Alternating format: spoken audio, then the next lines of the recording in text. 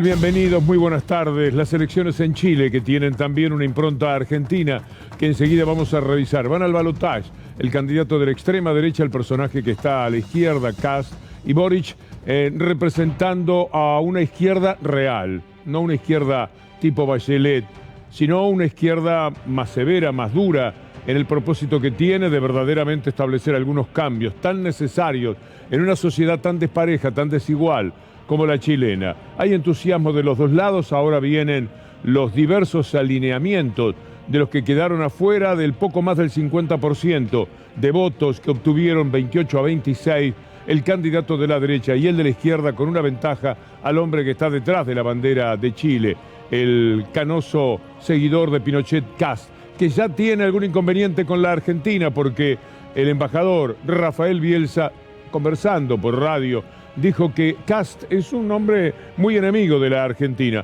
Vamos a escucharlo porque se hace interesante este ida y vuelta que seguramente no termina en la jornada de hoy. Todo puede cambiar porque Kast ha exhibido su antiargentinismo como una etiqueta más de las frases que pronuncia. Entonces, desde decirnos que hemos robado históricamente territorio y que nos tenemos que dejar de robarle territorio a Chile, hasta todo tipo de expresión xenófoba, teniendo a la Argentina como objetivo, yo las tengo perfectamente registradas, archivadas, leídas, estudiadas.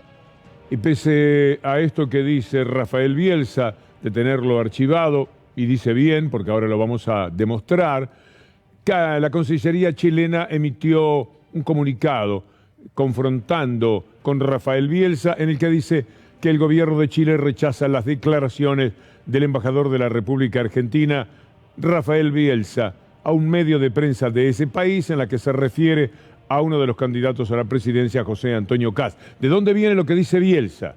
Viene de lo siguiente: en determinado momento Kast opinó en el diferendo que se había producido, traído por los chilenos, esta es la verdad, fueron ellos los primeros, el gobierno de Piñera, y una respuesta de la Argentina a la cuestión limítrofe. Argentina ya nos ha robado suficiente territorio a los chilenos.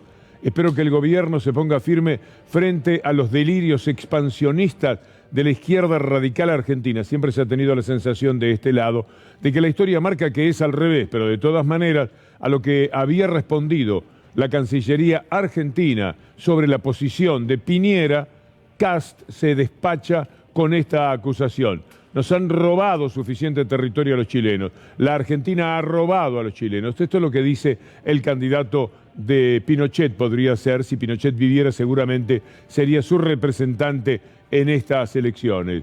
Está Leo Poblete en línea. Leo, un abrazo, muy buenas tardes.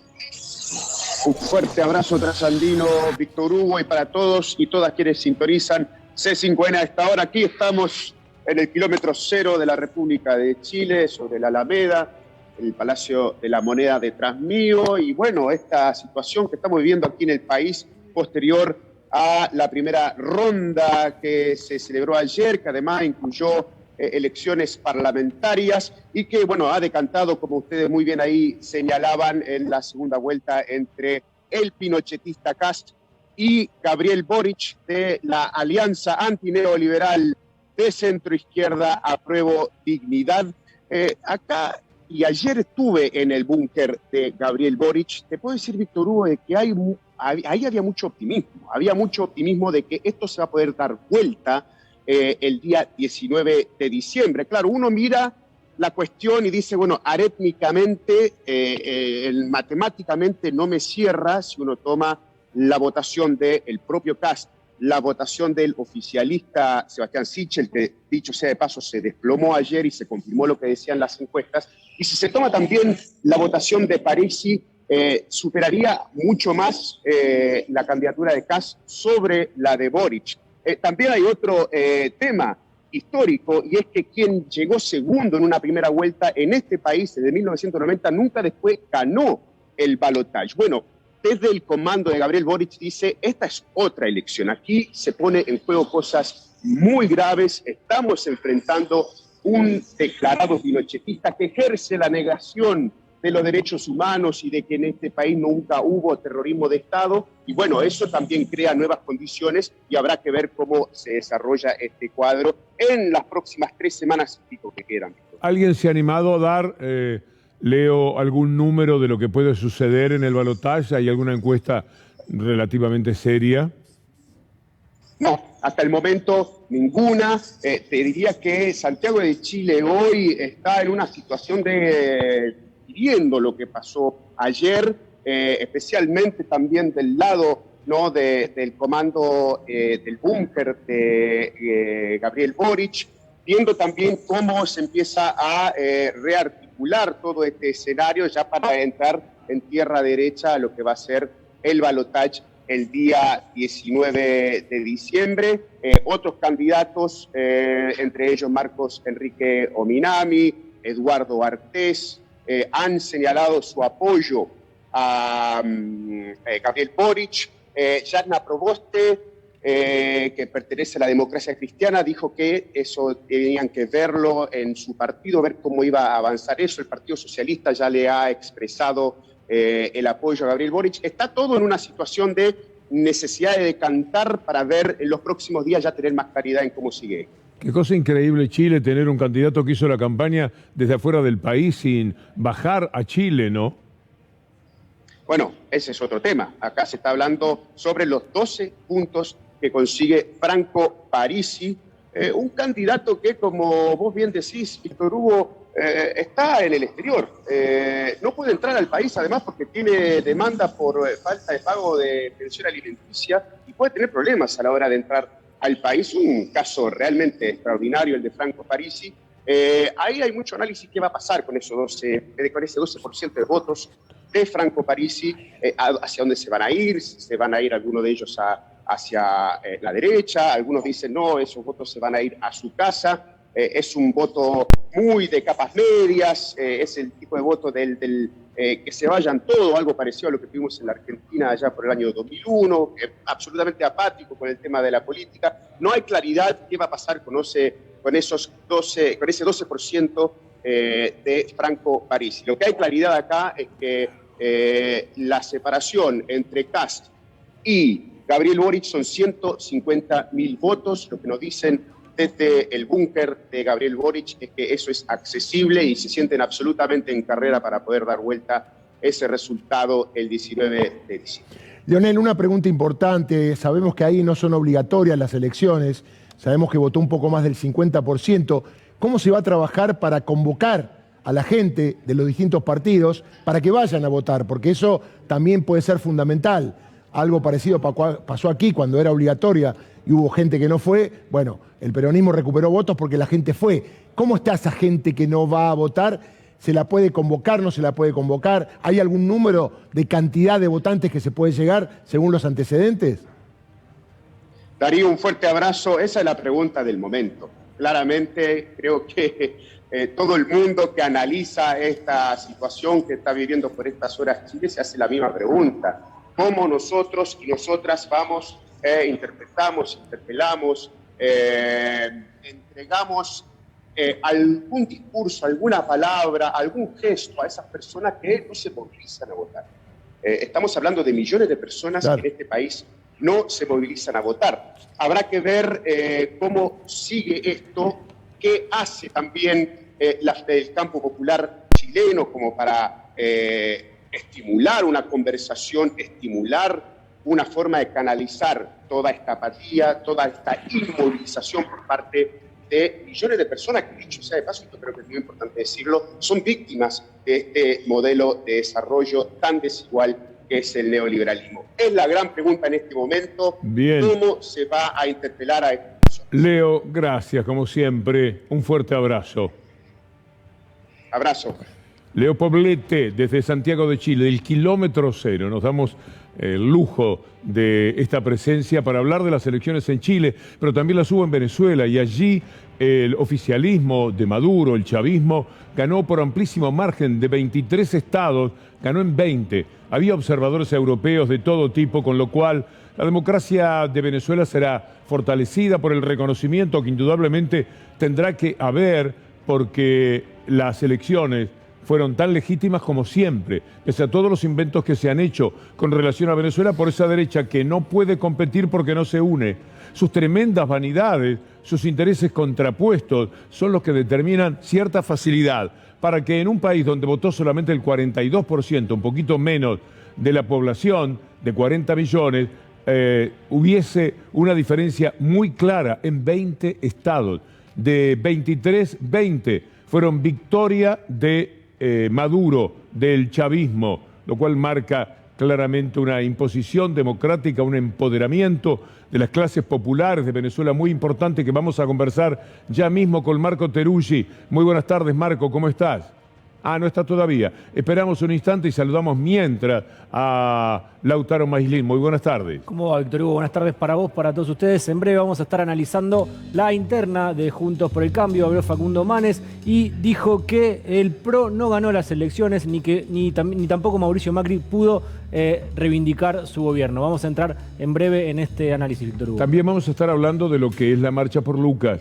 Una movida muy fuerte, muy importante, desde Florencio Varela, gente que está viajando, algunos ya llegaron desde allí para ir al obelisco y luego a tribunales para plantear su exigencia de justicia. Naturalmente vamos a estar acompañando esa marcha que se va a producir alrededor de las 7 de la tarde por el asesinato de este joven. Hoy declararon los policías, lloraron, trataron de colocarse en una posición un poco favorable. 2 de ellos reconocieron haber disparado, pero no quisieron hablar en 2 casos, además, sobre cómo sucedieron los hechos. Dicen que se identificaron, que se pusieron los protectores de, ¿cómo se dice? Los chalecos, pero esto no tiene observadores que le den de ninguna manera la razón. A las 19, la marcha por Lucas. Los policías dicen que tenían miedo de ser asesinados en la comisaría y por lo tanto han pedido estar aparte, lo cual me parece completamente lógico, porque puede pasar cualquier cosa en el contacto de este tipo de policías, estos 3 policías asesinos en banda de un jovencito de 17 años, y me parece que va a ser muy difícil la situación de estos policías, Darío. Sí, no solamente el crimen de Lucas González, el fiscal, que se llama Leonel Gómez Barbelá, ha pedido la acusación por tentativa de homicidio respecto de los otros menores, privación ilegal de la libertad, porque estos policías los detuvieron, y atención con este dato, falsedad ideológica de instrumento público, porque ellos mismos redactaron un acta donde decían que en el auto de los pibes había un arma, y no había ningún arma, con lo cual la situación es bastante complicada, y por más que lloren, patalen, tuvieron 4 días para armar una coartada, y se negaron a declarar. Hoy, como se dice vulgarmente, vendieron fruta. Volvemos a este contacto internacional sostenido que, en virtud de lo que está sucediendo en nuestra América Latina, nos ocupa muchas veces en C5N. Estamos con Lula en su gira, estamos en las elecciones de Chile y también contigo, Marco Teruggi. Un abrazo, contanos por favor qué ha sucedido en Venezuela. Muy buenas tardes, ¿cómo estás, Víctor Hugo? Bueno, ayer domingo hubo elecciones regionales, alcaldías y gobernaciones, una elección importante con 2 elementos novedosos. En primer lugar, la participación de la casi totalidad de la oposición, o de las oposiciones, deberíamos decir, venezolanas, y en segundo lugar, una observación internacional muy nutrida, con delegaciones, por ejemplo, del Parlasur, pero también de la Unión Europea, del Centro Carter de Estados Unidos y de Naciones Unidas, es decir, una elección con el regreso de la gran cantidad de fuerzas opositoras y de alguna manera una legitimación por parte de estos actores internacionales que venían desconociendo los sucesivos resultados. En ese contexto, el chavismo ganó en la mayoría de las gobernaciones y de las alcaldías por varias razones, pero una principal que puedo empezar diciendo es que el chavismo fue unido con el partido y la oposición fue dividida en casi todas las gobernaciones, lo que explica gran parte de sus derrotas. Se va a caer una de las grandes mentiras del mundo, la forma de hacer sus elecciones en Venezuela. 14 grupos observadores vinieron de Europa, 14, bien digo, Marco, corregime si no es así, y ellos seguramente no van a tener objeciones para plantear, porque si no hubieran puesto el grito en el cielo ya pasadas 24 horas de las elecciones. La misión de la Unión Europea trajo aproximadamente 130 personas y hace un mes que están recorriendo todos los estados venezolanos, salvo el estado de Amazonas, donde no pudieron llegar. Hay, la verdad, que una observación muy nutrida y nadie ha dicho hasta el momento ningún síntoma, indicio de irregularidad o fraude, ni en las filas de la oposición, ni en filas de las veedurías internacionales. Así que este es un elemento muy importante. Esto no significa que el conflicto se detenga en Venezuela. Hoy, por ejemplo, la Casa Blanca indicó que va a invitar a, entre comillas, el gobierno interino de Venezuela, es decir, a Guaidó, a la cumbre por la democracia que van a hacer en diciembre, encabezada por Joe Biden. Es decir, ante la derrota de las oposiciones, ante la incapacidad de lograr votos por parte del sector que respalda a Estados Unidos, igualmente dicen que lo siguen sosteniendo. La pregunta es, ¿pero qué piensan hacer con esa estrategia de Guaidó y de una institucionalidad paralela que, es bueno decirlo, en Venezuela no existe, está realmente reducida a las redes sociales? Y varios dirigentes de la oposición, de hecho, están diciendo, bueno, Guaidó y ese sector ya pasó su hora, es la hora de nuevos actores de la oposición que logren por lo menos tener algún tipo de representatividad electoral. Marco Teruggi, muchas gracias. Como siempre, un gran abrazo. Un abrazo grande. Ahora Matías Morales desde los Estados Unidos, con algo que implica una verdadera locura. Se da de muchas maneras en la sociedad norteamericana. ¿Qué ha sucedido en Wisconsin? Matías, muy buenas tardes. Hola, ¿qué tal? Buenas tardes. Así es, el atropello múltiple de ayer cerca de Milwaukee, en el estado de Wisconsin, conmociona a Estados Unidos.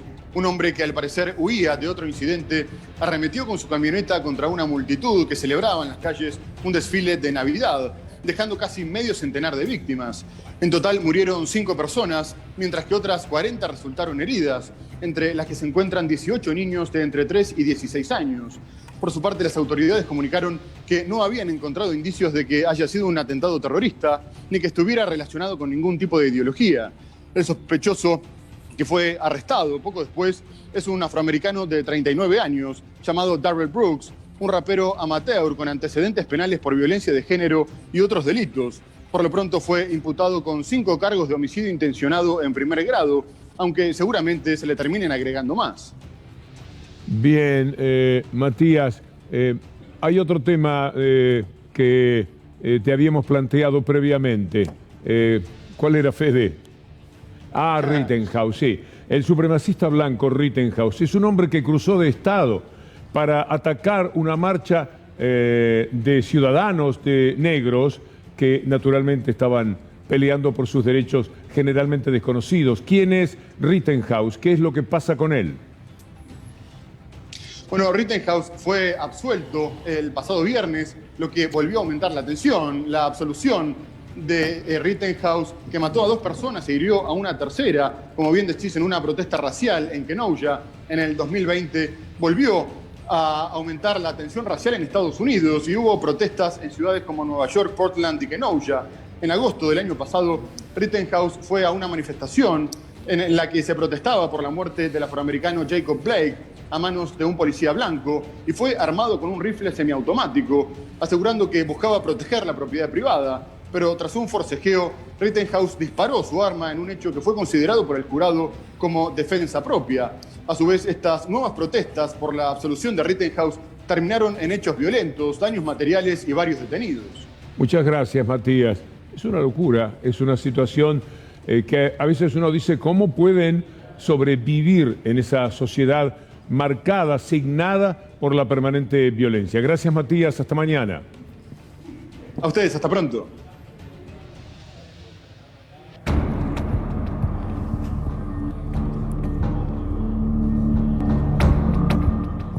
El caso de Lucas es apenas una muestra de cómo procede la brigada, en algunos casos, en la policía de la ciudad.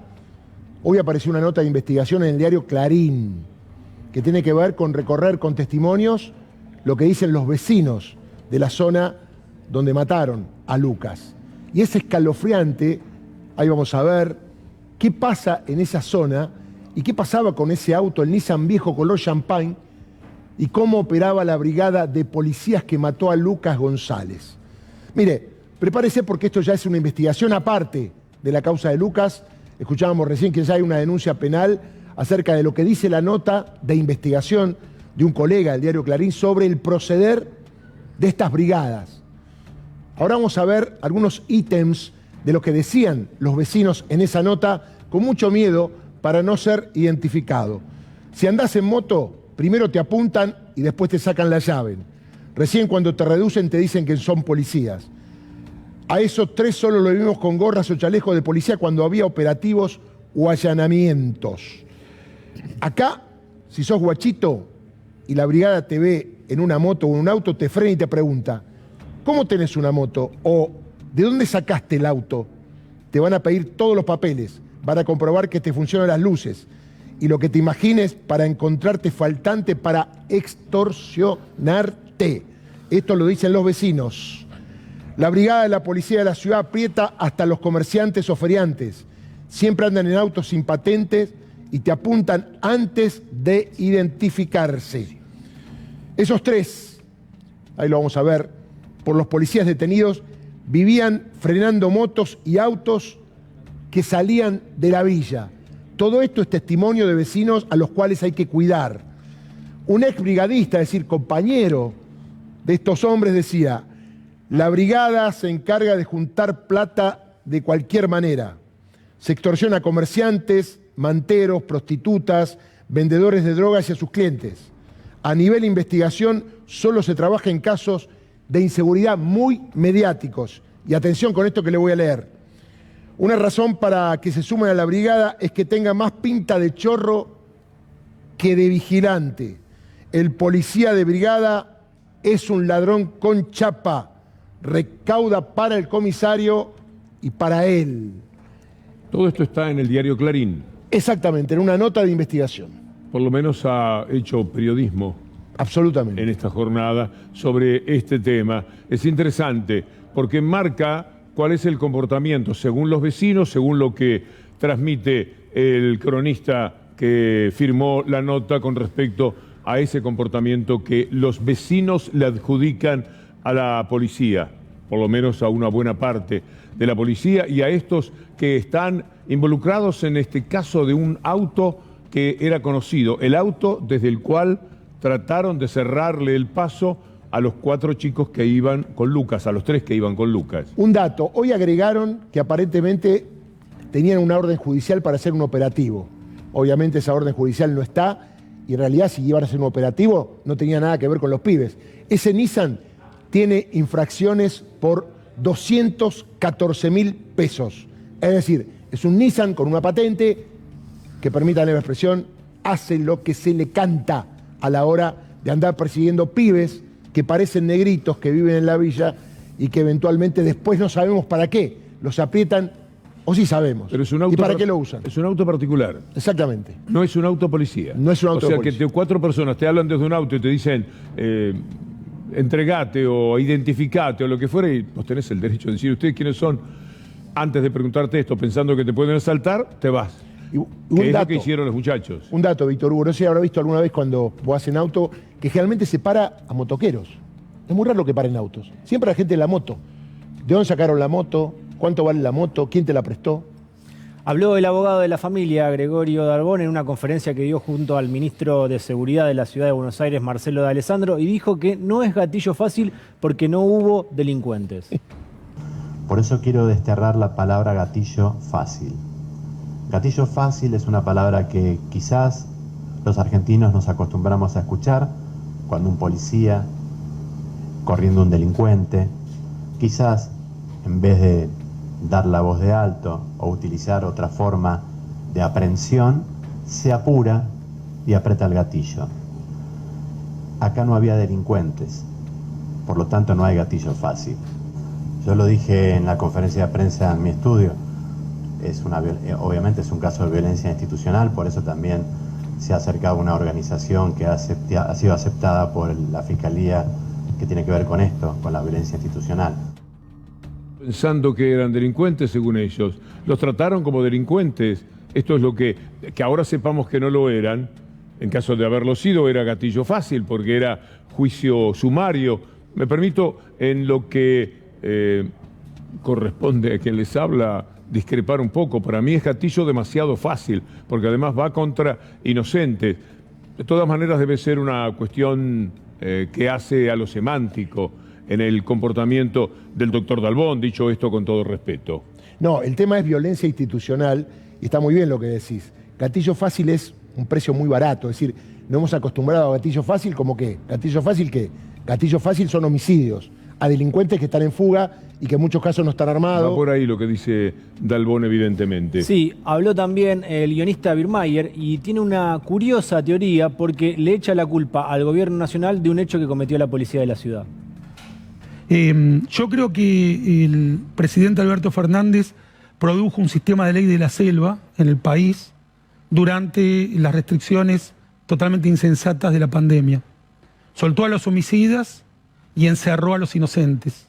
Y en ese contexto también habilitó a la Fuerza de Seguridad de distintas provincias, Tucumán, San Luis, a asesinar a las personas dentro de comisarías. Ese es un ecosistema que creó Alberto Fernández. Es directamente su culpa. Precisamos para la columna la placa que hemos mostrado ya de cuántos han liberado en 2018 y 2019 y cuántos en 2020 y 2021.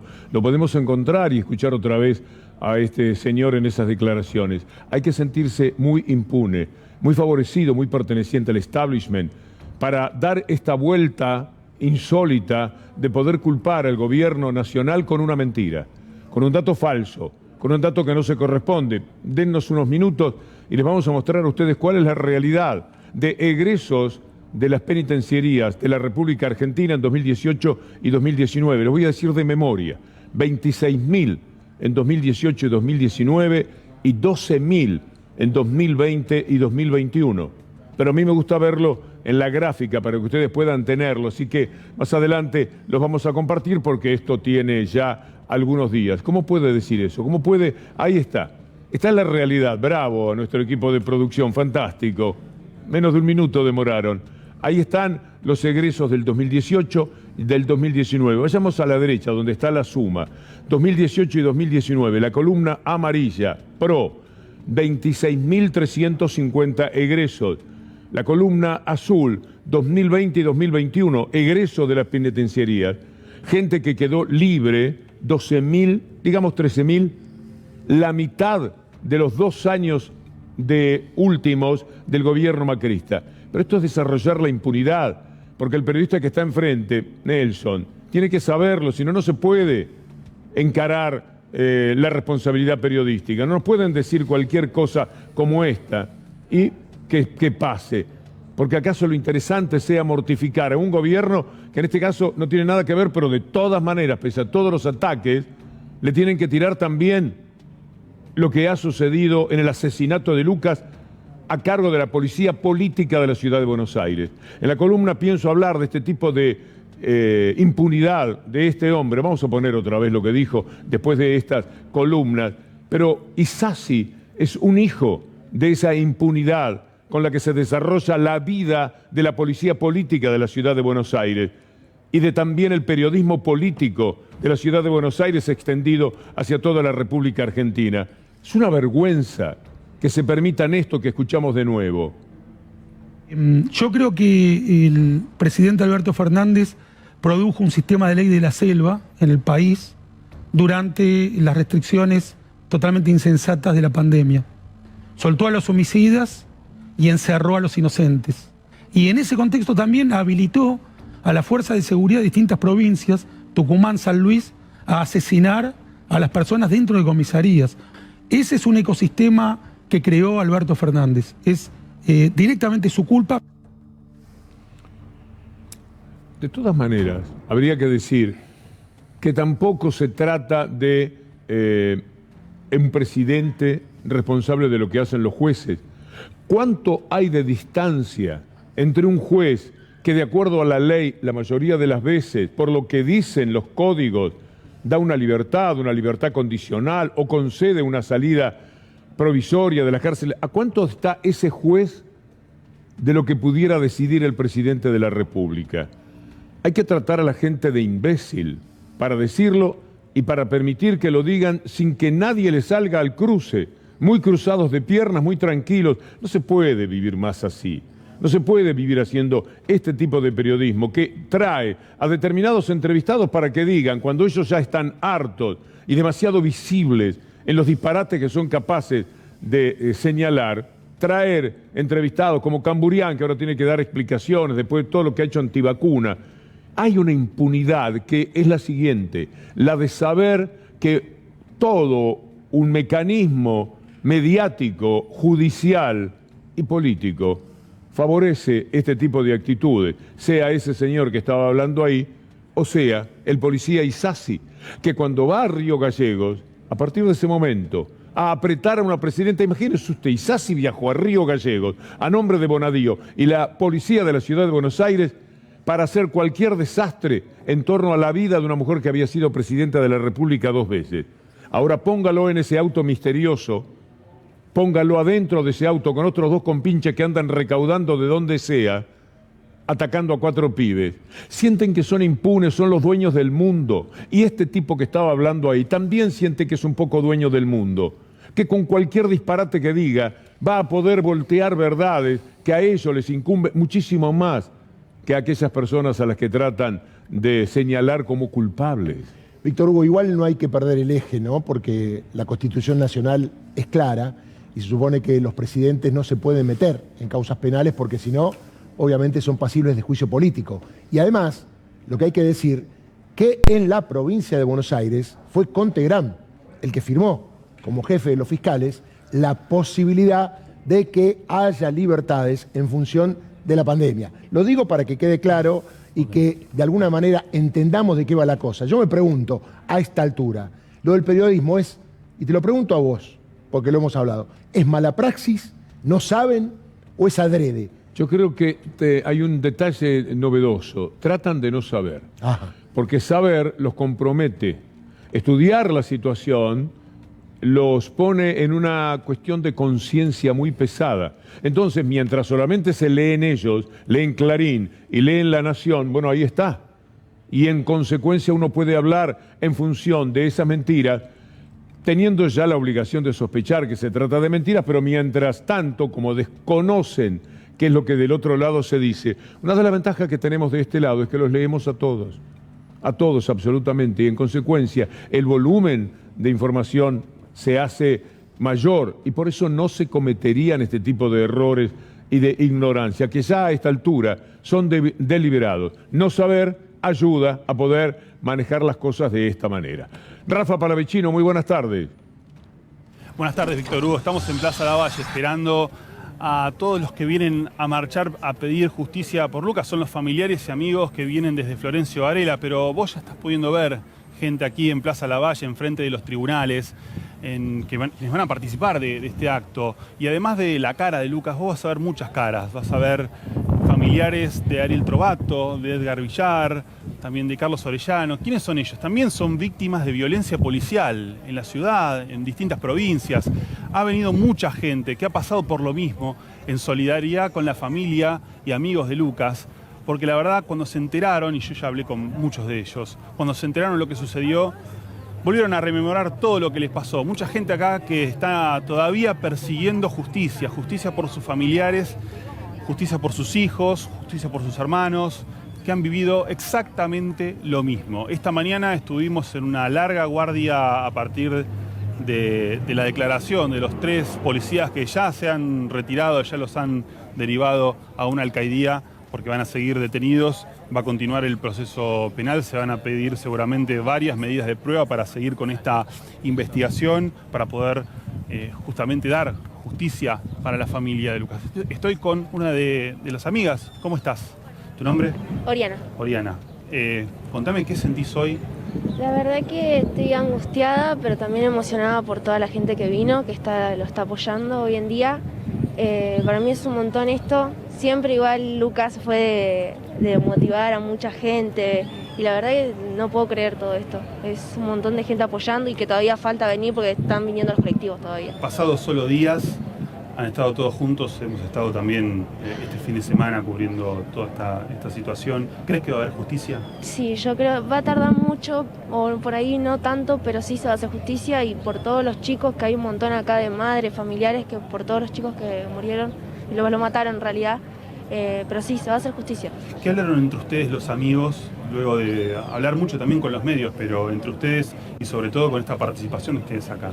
No, la verdad que yo estuve hablando con Rebe, que es una de las mejores amigas, que hubo por ahí algunas complicaciones sobre las marchas, que por ahí algunos se ponían en contra, en decir, no sé, por ahí es mejor hacer descansar un poco todo esto. Pero no, la verdad que decidimos dar el sí, porque no podemos parar con esto. No, yo no voy a parar por Lucas, no pienso parar, voy a estar en cada marcha, voy a estar parada ahí.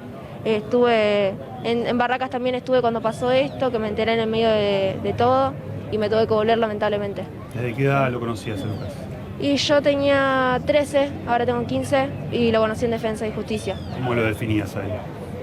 Y es un ser de luz, él siempre me dio todo, siempre estuvo conmigo, yo me estaba mal a las 2 de la mañana y él estaba.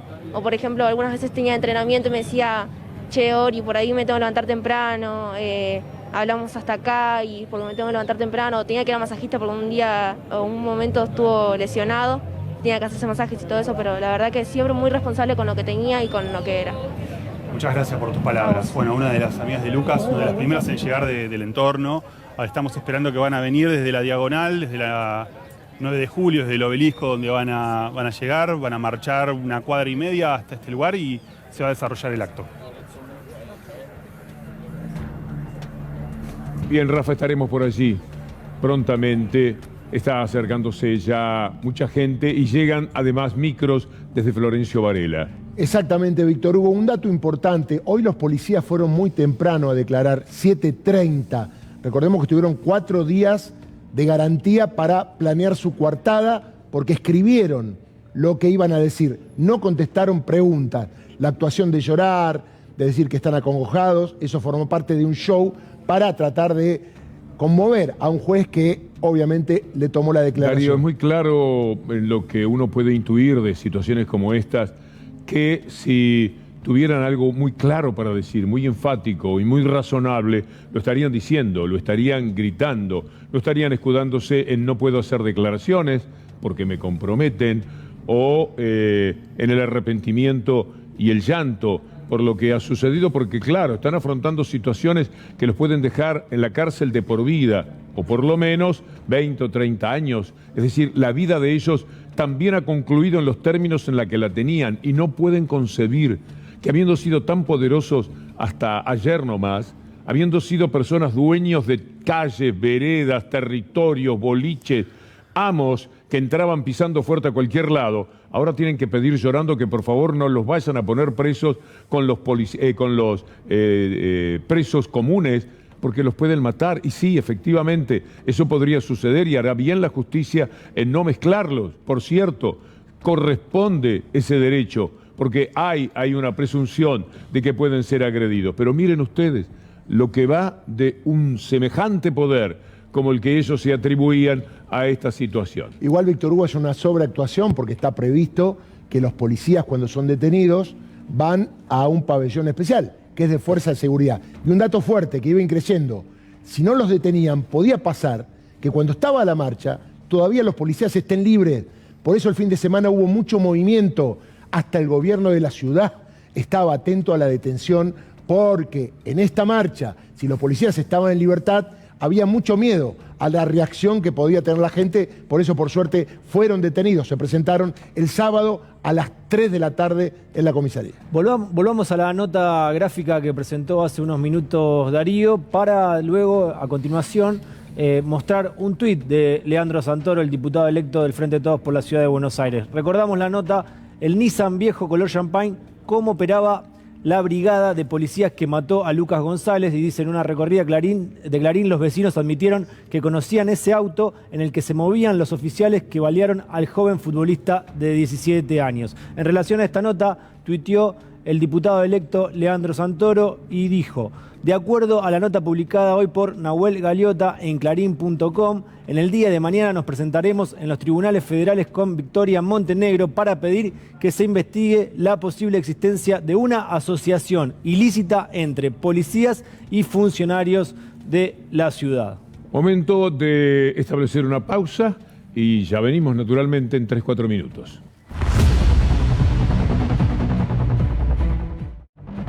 Este es un tiempo muy político, a la manera de Lautaro Maislin. Y vamos a analizar la interna en Juntos por el Cambio, que volvió después de las elecciones. Arranquemos por Rogelio Frigerio, que dijo lo siguiente: el radicalismo es la columna vertebral de nuestro espacio político, está diciendo Frigerio, alguien que estaba más vinculado al PRO en el gobierno de Mauricio Macri, y dice: fue un error no haberle dado mayor participación y entidad en nuestra gestión. Esto es lo que está diciendo Rogelio Frigerio. Recordemos que Mauricio Macri en varias oportunidades dijo que se equivocó en delegar la negociación política en Frigerio y Monzó. Bueno, acá vemos claramente una interna.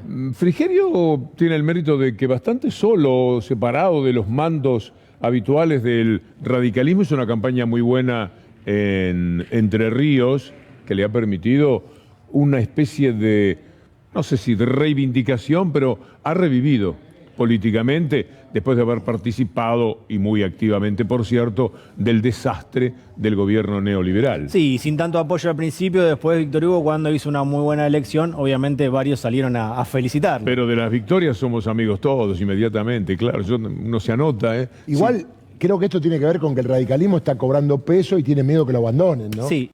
Cristina, la ¿quién podría legitimidad ser? que va a ser Cristina en estos próximos Sí. años. Es el diablo, Cristina. Pero Es el diablo. Le va a pedir a Alberto que radicalice en la línea de lo que fue la Plaza de los... Hay que decir que si para Esper Cristina es el diablo, es una mujer que ha trabajado por los derechos durante todos sus gobiernos. Si hacemos la lista de derechos creados que no había en la Argentina, lo voy a hacer un día de estos como una especie de respuesta, porque es asombroso. Es asombroso. Siempre recordamos el matrimonio igualitario, lo que recientemente ha pasado en el mundo trans, etcétera, pero son muchas más. Y ese es el diablo, y no Espert, que dice que a cualquier persona que pensemos que está cometiendo un delito, hay que dejarlo como un queso gruyère. Él es Dios y ella es el diablo. Es un mundo muy al revés. Se pueden permitir cualquier cosa cuando van al templo del mal. El Señor estaba sentado en un lugar donde hay pura mafia.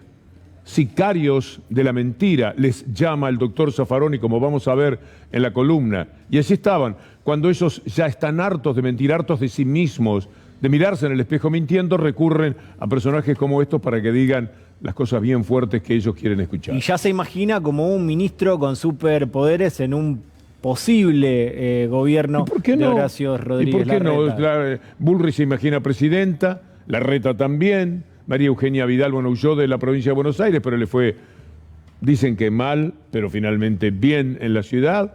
¿Qué tiene Espert menos que Bullrich? Un diputado tiene la menos. misma osadía, la misma imbecilidad, la misma cobardía. Es decir, no pasa calor en la comparación con Bullrich, por ejemplo, que puede ser presidente. ¿Por qué no va a ser ministro Espert? Arriba Espert. Bueno, pero esto genera internas en Juntos por el Cambio porque falta que se integre al partido. Son partidos diferentes ahora. Igual tiene algo menos, Víctor Hugo, a partir de hoy, José Esper. Un diputado menos en la provincia de Buenos Aires. Sí. Porque entró Florencio Randazzo. Salió Belmonte, ¿cómo se llama?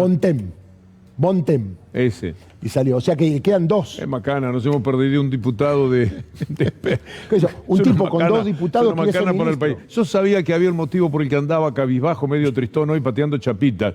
Y mirá cuál era la realidad de mi vida y la de muchísima gente. Imagínense ustedes privarnos de ese diputado. Ahora vamos a lo que decía Darío, porque el radicalismo se agrandó, se dio cuenta del poder y el despliegue territorial que tiene, y Facundo Manes dijo lo siguiente, esto es un destacado del diario Clarín: más internas en Juntos, ahora Facundo Manes desafía la centralidad de Horacio Rodríguez Larreta, sale a recorrer el país, el neurólogo se diferencia del PRO y se distancia del proyecto presidencial de jefe de gobierno. Manes es un personaje que hizo un diagnóstico a distancia también de Alberto Fernández. Sí. Nada menos, a esto se animan, por eso son impunes.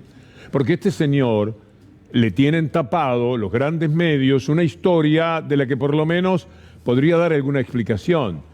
Y me parece que aquello de un diagnóstico diciendo que una mujer había enloquecido y había en juego 200 millones de dólares, invalida bastante todo pronóstico que pueda hacer. Vayamos a las declaraciones más punzantes, que son estas. Víctor Hugo dice: está claro que no ganó el PRO, no fue la reivindicación que pretendía Macri a su gobierno, ni Larreta quedó solo como el camino liberado como planeaba. Y una más picante todavía, como argumento pone otra vez la mirada en el PRO: no podemos entregar el radicalismo en el mejor momento de los últimos 20 años. Atención a esto: el primer traidor es el que negocie la vicepresidencia con Horacio Rodríguez Larreta. Ya está disputando el liderazgo. Entre traidores. Bueno, Manos todavía no le corresponde a las generales de la ley, eso hay que reconocérselo.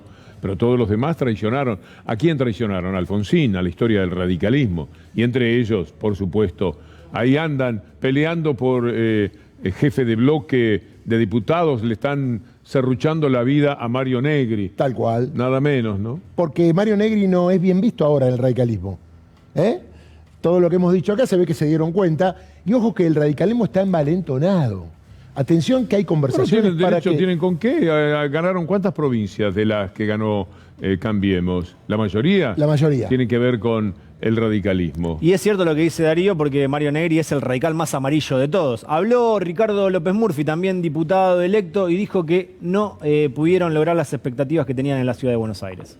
Veo resultado favorable, probablemente me hubiera gustado un resultado más contundente, pero bueno, es la opinión de la ciudadanía. Bueno, a lo mejor hubo un exceso de confianza en algún espacio, alguna sensación de exceso de confianza, que los resultados van a ser muy positivos, y yo creo también que se esperaba una mayor participación electoral que la que finalmente ocurrió. No sirve ni para opinar de lo que verdaderamente quiere decir López Murphy. Es decir, da vueltas y vueltas. Él está queriendo decir que le fue muy mal, pero tampoco se anima demasiado.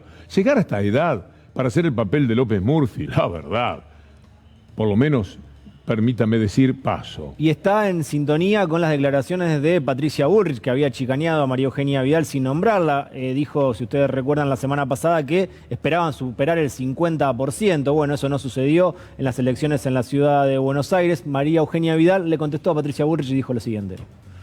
Hablemos de los números de esta elección en la ciudad. Nosotros le sacamos 20 puntos de ventaja al segunda fuerza y 30 a la tercera. Fue la segunda elección legislativa más importante desde que gobernamos. Y ganamos en 14 de las 15 comunas. Para mí el triunfo es contundente. Ahora, yendo a las interpretaciones, yo respeto todas. Creo que el mensaje, esto de leer el mensaje del votante, el mensaje que para mí nos dio el votante, además de pónganle un freno al kirchnerismo y ocúpense de nuestros problemas, es estén unidos. Y yo voy a poner la unidad por encima de cualquier interpretación. Recordemos lo que había dicho Patricia Bullrich la semana pasada para mostrar cómo está la interna de Juntos por el Cambio. Mira, puede haber habido una expectativa mayor en la ciudad de Buenos Aires. En el resto del país, el festejo de Juntos por el Cambio fue total y absoluto. No, yo digo por lo que dicen los diarios, porque la expectativa que teníamos en la ciudad era pasar el 50%. Entonces, pero no es una manera de mi parte, es lo que objetivamente pasó. Muy resentida con María Eugenia Vidal. Una pelea de la que vamos a tener varios rounds, indudablemente, porque el odio entre estas dos mujeres es total. Y es gente que cuando odia no cede. Ya lo verán. El próximo capítulo de la columna en 3 o 4 minutos. La derecha avanza en el mundo, esto puede decirse por lo que ocurrió ayer, menos en Venezuela. Pero en Chile, por ejemplo, tuvimos elecciones que marcan un favoritismo de la derecha después del resultado de ayer, y rumbo al balotaje da la sensación de que Kast puede ser presidente de Chile. Nuevamente la derecha pinochetista allí entronizada. Vamos a ver estas placas que tienen que ver justamente con la elección. 28% para Kast y 26% para Boris. Sería esto, para recordarlo más fácil, 28-26. 2 puntos de diferencia rumbo al balotaje. Pero ya tenemos problemas con Kast, por lo menos en un sector de la Argentina. Rafael Bielsa, conversando con colegas, dijo desde Chile que Kast es un enemigo de la Argentina. Y tiene razón, por supuesto, dijo una verdad. Escuchémoslo. Todo puede cambiar, porque Kast ha exhibido su antiargentinismo como una etiqueta más de las frases que pronuncia. Entonces, desde decirnos que hemos robado históricamente territorio y que nos tenemos que dejar de robarle territorio a Chile, hasta todo tipo de expresión xenófoba, teniendo a la Argentina como objetivo, yo las tengo perfectamente registradas, archivadas, leídas, estudiadas. También las teníamos, pero no recordadas, y lo ayudó al equipo de producción esto que dijo Rafael Bielsa, porque fuimos a buscar algo que tiene que ver con Cafiero y Kast en su momento, hace unos meses. Veamos primero lo que dijo Cafiero, cuando Piñera anunció desde Chile que quería un pedazo de un sector de aguas territoriales que le correspondían, según ellos, a Chile y que estaban en manos de la Argentina. Bueno, Santiago Cafiero sacó este es el nuevo mapa de la Argentina, validado por la ONU, que demarca nuestra plataforma continental. Era perfecto. Junio del año pasado. La respuesta de Kast, marcando lo que dijo Rafael Bielsa desde Chile hoy, es esta. Vean lo que José Antonio Kast decía. Argentina ya nos ha robado suficiente territorio a los chilenos. Espero que el gobierno se ponga firme frente a los delirios expansionistas de la izquierda radical chilena. Los que estaban expandiéndose era la derecha radical de los chilenos, frente a lo cual la Argentina marcaba su posición en correspondencia con lo que la ONU dice. Pero vamos a hacer una recorrida un poco más amplia todavía por este mundo de la derecha que avanza. Miren lo que dice el diario El País de España. Es interesante. PSOE y Unidas Podemos piden explicaciones a Casado por asistir a una misa en la que se homenajeó a Franco, nada menos. Bueno, después el PP dijo que el líder asistió sin conocer que se iba a pedir un rezo por el alma del dictador, cosa notable saber que tenía alma, mientras la Fundación en su honor agradece la presencia del dirigente popular. Vamos a escuchar a Íñigo Errejón hablando de este tema en el estilo Errejón. Con respecto a la anécdota del jefe de la oposición acudiendo a una misa en honor al dictador Francisco Franco. El Partido Popular y el señor Casado han dicho que ha sido una equivocación, que él se metió en una iglesia y que en esa iglesia, pues casualmente justo en esa, se estaba produciendo una misa por el dictador. Yo no sé si ha sido así, pero si esto hubiera pasado en otro país, si la señora Angela Merkel va caminando por Alemania y un día va paseando por Múnich y se mete accidentalmente en una iglesia en la que le están rindiendo honores a Adolf Hitler, estoy convencido que a la mañana siguiente sale y dice: me he equivocado, yo no quería estar ahí, siento si he ofendido a alguien, a alguno de los demócratas de mi país, nada más lejos de mi intención que estar apoyando la misa en honor a un dictador. Es posible que el señor Casado se equivocara y entrara por casualidad en la misa en honor del dictador Francisco Franco, pero si ha sido así, tiene que salir y explicarlo. Tiene que dejar claro que el líder de la oposición en nuestro país no homenajea a dictadores y que está inequívocamente con la democracia y con los que lucharon para traerla a nuestro país.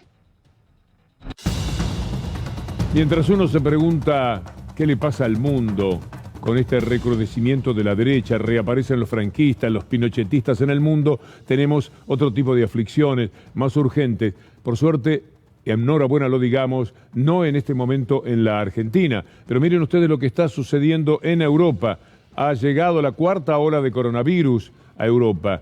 Miles de personas protestan increíblemente en este mundo loco, contra las restricciones impuestas para prevenir los contagios. Mire, qué locura, qué demencia la que se da, por ejemplo, en Bélgica. Estas son imágenes de lo que ha ocurrido este fin de semana. Alrededor de 35.000 personas, no son tan poquitas, se manifestaron en Bruselas al grito de libertad, en rechazo al reciente endurecimiento de medidas sanitarias ante el repunte del COVID-19. Mire lo que allí ocurre. No se consigue ni en la Argentina este grado de demencia del que hacen gala los antivacunas de Bélgica. Y miren lo de los Países Bajos ahora.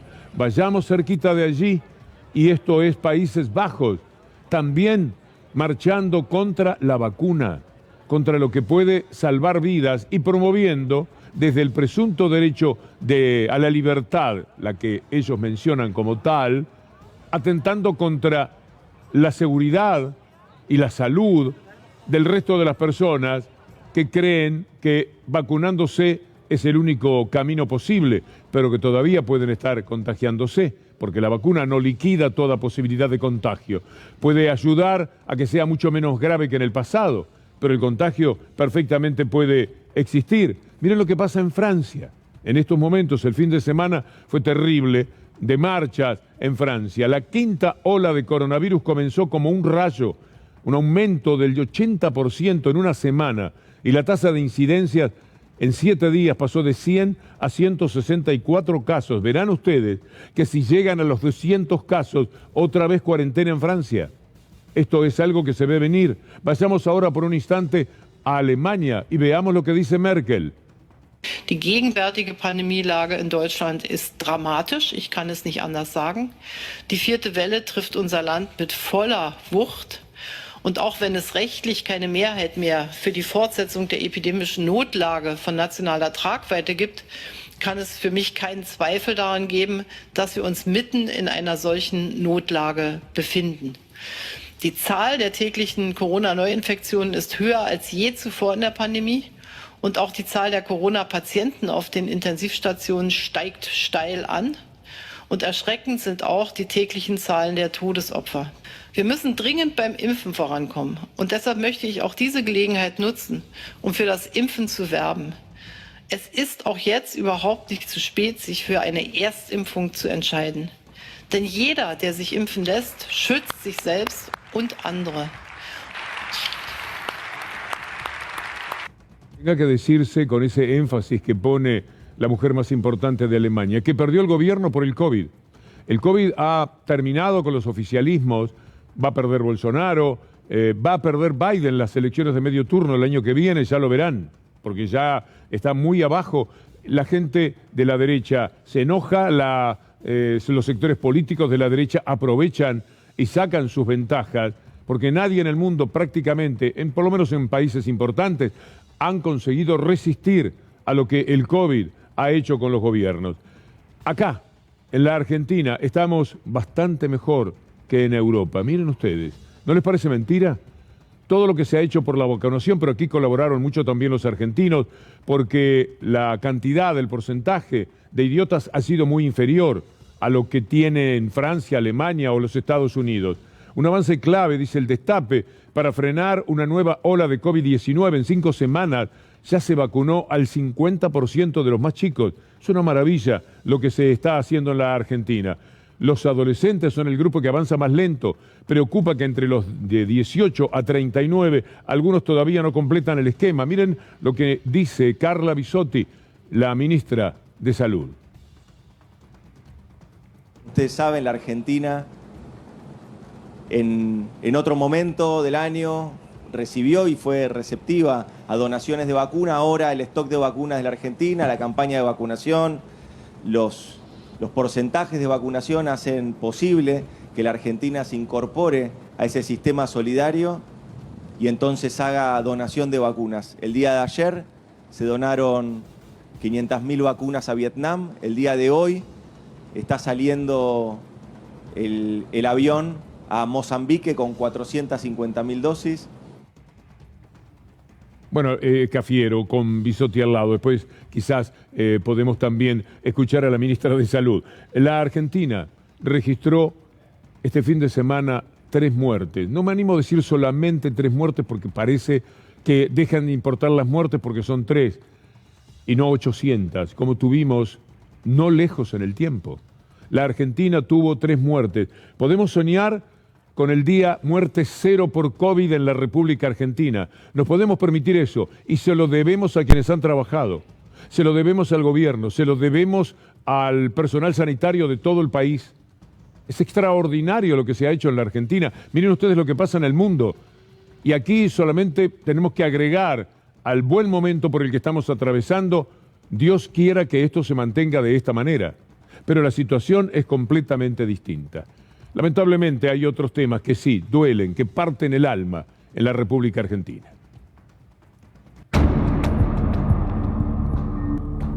La muerte de Lucas.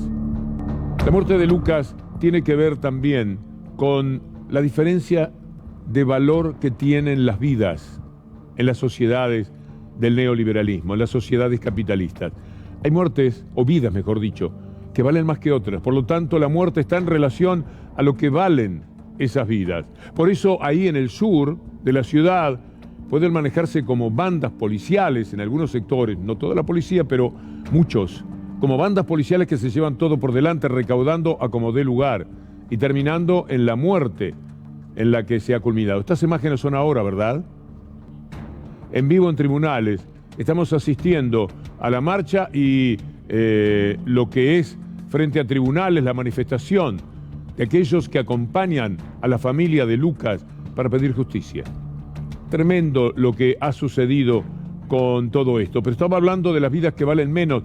Miren lo que pasa en los Estados Unidos en este informe de nuestra amiga Anaí Rubín. Nuevamente Estados Unidos se ve envuelto en un conflicto racial, reavivado por la absolución de un joven de 17 años, Kyle Rittenhouse, quien había sido acusado en el 2020 de asesinar a 2 personas y herir a un tercero en el estado de Wisconsin. El joven Rittenhouse pertenece a un grupo de milicias de extrema derecha. Desde el 2020 la policía asesinó a más de 1.100 personas, de las cuales el 24% eran jóvenes y afroamericanos. Lo mismo sucede con la población carcelaria. Estados Unidos tiene la más grande del mundo, 2.500.000 personas presas, el 70% son afroamericanos. Este caso agudiza la polarización del país. Los demócratas piensan que es un fracaso del sistema legal, mientras los republicanos dicen que es una victoria para la libertad. Una victoria para la libertad. Rittenhouse, ese muchachito de 17 años, cuando ustedes lo veían llorar, no estaba llorando por las muertes que provocó. Lo estaba haciendo porque leían en esos momentos el fallo que lo dejaba en libertad, lo cual es absolutamente increíble. ¿Con quién podemos tomar contacto de nuestros compañeros? Alejandro Moreira, muy buenas tardes. Buenas tardes, Víctor Hugo. Estamos en uno de los vértices de la Plaza Lavalle que da al Palacio de Tribunales. Estamos hablando de Talcahuano y Tucumán, que es por donde ingresaron los familiares de Lucas, las tías, los tíos, los hermanos, abuelos, también vecinos que son como familia para ellos.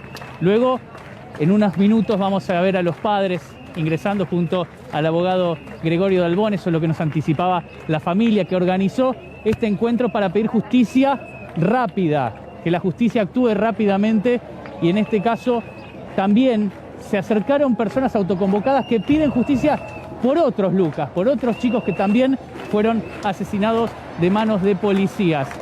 Ahora la expectativa está en lo que va a suceder arriba del escenario. Hace algunos minutos hablé con uno de los familiares que nos comentaba que van a hablar todos, van a hablar los padres, van a hablar también los padres de los otros chicos que también son víctimas, no son víctimas fatales, pero son víctimas del accionar policial. Los otros 3 chicos que estaban en el auto junto a Lucas, hablamos de Joaquín, hablamos de Julián, hablamos de Niven, y también van a hablar los 3 chicos. Eso es lo que nos anticiparon. Creemos que es lo que va a suceder durante el acto, y como ve, hay una multitud acompañando a la familia de Lucas y pidiendo justicia, y basta de gatillo fácil, dicen, pero esto es la violencia institucional que se llevó la vida de manos de un policía, la vida de Lucas. Se trata, Alejandro, de violencia institucional. Enseguida vamos a estar en contacto con Daniela Gian, pero escuchen ustedes a Horacio Pietragala hablar de esa corrupción. Reiterados hechos de violencia institucional, reiterados hechos delictivos por parte de la fuerza, que las autoridades políticas no escuchan. Todos sabemos que la policía de ciudad es corrupta, anda en patotas, andan de civiles, sigo en autos que no tienen ni siquiera patentes. Es preocupante el rol que tiene hoy la policía de la ciudad de Buenos Aires y las prácticas que están auditadas políticamente. La ciudad de Buenos Aires casi siempre no nos permite ser penetrantes en las causas. Estos manejos mafiosos, digamos, que están, que existen. Algo hay que hacer y se han presentado 40.000 firmas para reclamar que la policía de la ciudad no actúe de civil. Prohibir que la policía de la ciudad actúe de civil. Ahí está la información al respecto. La petición aboga por la creación de una ley Lucas que dé además la libertad a la ciudadanía para registrar irregularidades policiales y establezca la creación de una comisión legislativa que dé seguimiento a las actividades policiales. Daniela Gian, ¿dónde estás en este momento? Víctor Hugo, muy buenas tardes. Estamos de frente al escenario, casi al final de este grupo de personas que se ha reunido aquí frente a los tribunales para pedir justicia por Lucas. Hemos acompañado a un grupo muy grande que ha venido desde Florencio Varela, en varios colectivos, en autos particulares, con banderas de la Argentina, pero también con banderas hechas a mano, en las que se pide justicia, en las que se pide no volver a repetir una situación de violencia policial como la que se llevó la vida de Lucas González. En este momento están aguardando esta cantidad de personas, algunos vecinos también de aquí de la ciudad de Buenos Aires, acompañando a los familiares y a los vecinos de Lucas. Están aguardando, como le decía, para que comience este acto, para escuchar a los oradores. Por supuesto, hay mucho dolor en el medio de este reclamo, hay mucha sensación de acompañamiento a la familia en un momento tan difícil. Hay cantos en los que se pide, por supuesto, justicia, se canta que Lucas está vivo, que vive en su casa, que vive en Florencio Varela como siempre, pero también, por supuesto, acompañando en este momento de tanto dolor a la familia de este joven, a sus amigos, a sus compañeros del club. Un grupo también muy importante de Barraca Central llegó hace unos minutos para acompañar a la familia, compañeros de las inferiores, de su club donde él jugaba, que vinieron también a hacerse presentes aquí en este acto frente a los tribunales. Es muy impactante, Daniela, Alejandro, la cantidad de gente. De veras que hay ahí un pueblo reclamando justicia, pidiendo severidad en la evaluación de lo que ha sucedido. Tremendo, terrible. Estamos hablando de un niño de 17 años con todos sus sueños hechos pedazos, con un futuro arruinado, porque se lanzan como bandas por la ciudad algunos policías. Todo lo que ha trascendido del auto, lo que ha sucedido en sus declaraciones, no dando el mínimo testimonio que resulte creíble, que resulte confiable, para poder entender el motivo y la secuencia real del asesinato de Lucas. En consecuencia, uno tiene que pensar exactamente lo peor, y es que no tienen ningún tipo de razón. Se han sentido demasiado impunes y han sido ahora ellos víctimas, entre comillas, va la palabra, de su propia impunidad. En sobredosis el sábado le dieron este tratamiento a lo que es la protección mediática de toda esta dolorosa historia. Mi pregunta está vinculada al primer parte y único que dieron de la policía sobre el hecho. Habla de un enfrentamiento. Para hablar de enfrentamiento tiene que haber dos armas, y en este caso solo estaban las de la policía. ¿Qué pueden decir sobre ese tema? No sé de qué parte Bien, estás Johnny. hablando en particular. A mí, Bien, Johnny. Bueno, ahí estaba, D'Alessandro. Bien, Estás Johnny. hablando en particular. A mí, Bien, Johnny. Bueno, ahí estaba, D'Alessandro. Recién a las 7:30 de la tarde, el ministro de Seguridad de la ciudad dio una conferencia de prensa, avisó que estos tres oficiales habían sido separados de sus funciones, no detenidos. Separados simplemente de sus funciones, tampoco separados de la fuerza. Y que les habían iniciado un sumario administrativo. Una hora más tarde, el intendente Horacio Rodríguez Larreta tuiteó que iban a ser inflexibles con aquellos que actúen por fuera de la ley. Pero no dijo nada más, no dio la cara. No le pidió la renuncia al caradura del ministro. Tenemos que hablar de gatillo fácil y tenemos que hablar de una policía que tiene el concepto de mano dura en la ciudad de Buenos Aires, y tenemos que hablar de dónde están los candidatos hoy de la ciudad de Buenos Aires. Totalmente. ¿Dónde está Diego Santilli hoy?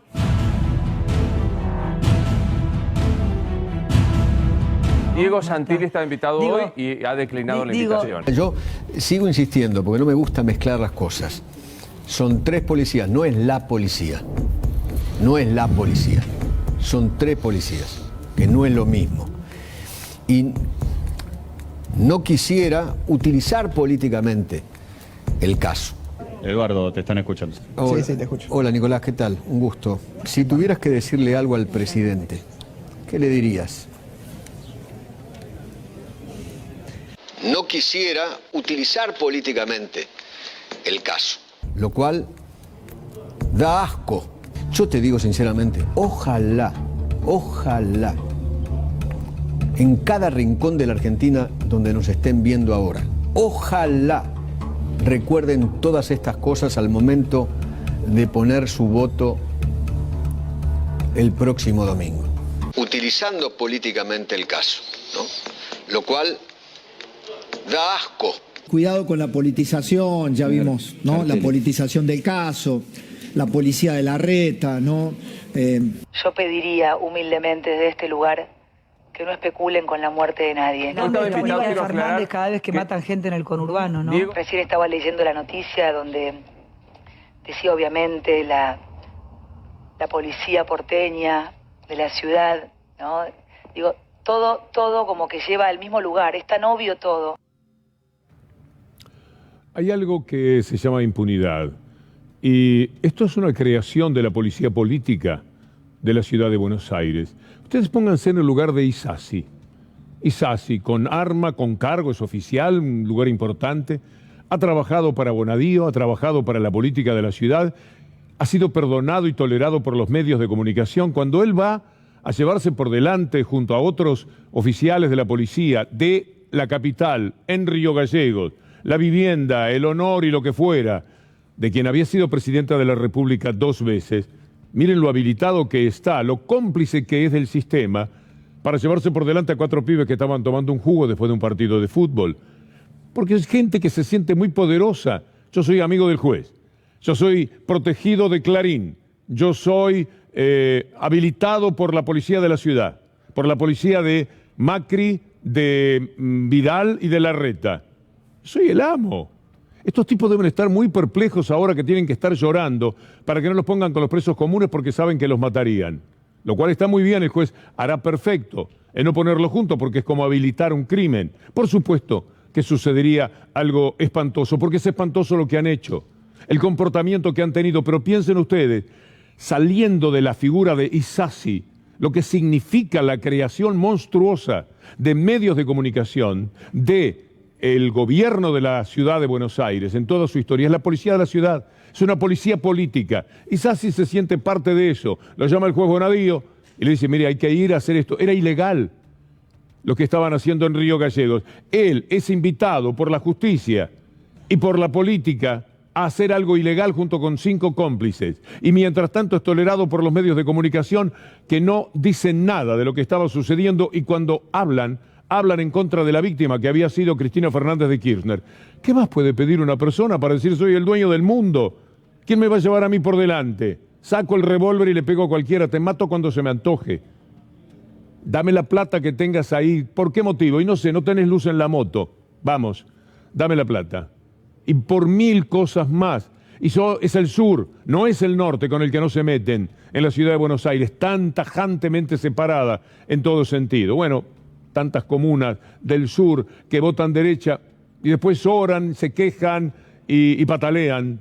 Y la verdad es que yo entiendo a los del norte votando gobierno de ultraderecha que se lleva por delante todos los derechos de las personas porque los de ellos, en tanto ricos, son intocables, pero se llevan por delante los derechos de todos los demás. Lo que no puedo entender es a todos los demás cuando están aportando su voto nada menos que para acompañar a esta gente que no tiene ningún inconveniente en matarlos porque andan sueltos, libres por la ciudad. ¿Quién le va a decir nada a Isasi?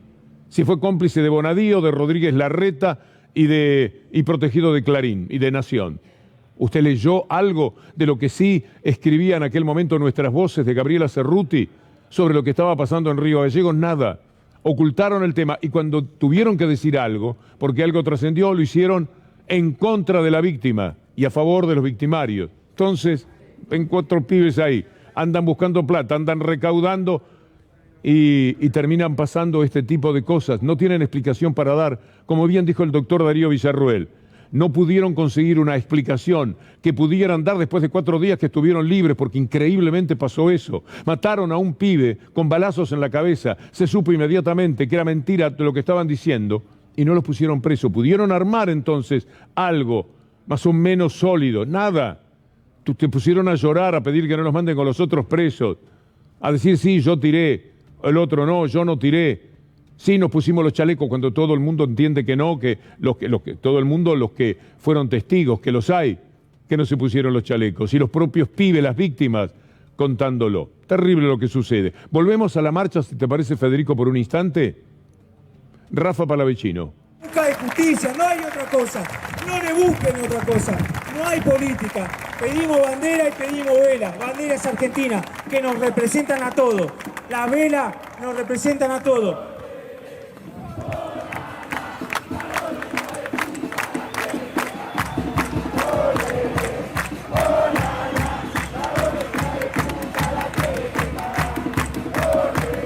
Yo le voy a pedir un favor, como les pedí cuando empecé a hablar, les vuelvo a decir, tratemos de no insultar, tratemos de ser distintos a ellos, tratemos de que el amor venza al odio como siempre lo dijimos, nosotros tenemos que ganarle a ellos, basta, no vamos a insultar a nadie, no toda la policía es mala, no toda la gente es mala, vamos por los malos, pero no insultemos, tratemos de mantener la paz para esta familia. Vamos a darle la palabra ahora a otro papá que por suerte tiene a su hijo vivo de casualidad, porque yo creo que de verdad si ese chico no corría los mataban a los 4 para que no queden ninguno para poder atestiguar. Así que le doy la palabra a otro papá que tiene a su hijo vivo, pero que tiene también sobre sus espaldas que mantener eso de haber visto cómo mataban a su amigo, que tiene un daño psicológico irreversible, irreparable, y que también vamos a luchar por eso porque hubo una tentativa de homicidio.